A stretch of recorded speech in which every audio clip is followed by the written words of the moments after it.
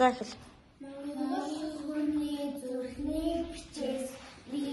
таван хантай гэрт төржээ би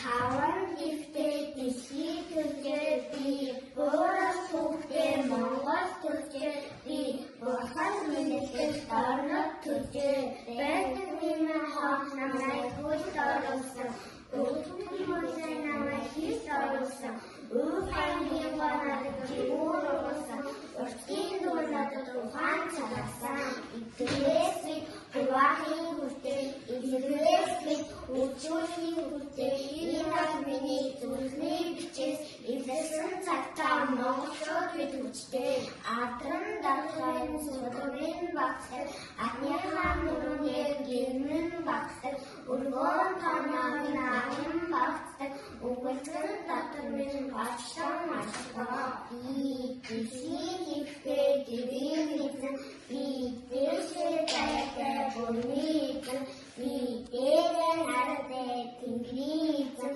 би дэшээ сахтай монголын эзэн би таван хошуу сүргийн эзэн би тас хангаа гомын эзэн би состай хөөх өсний эзэн би шууртай хөөх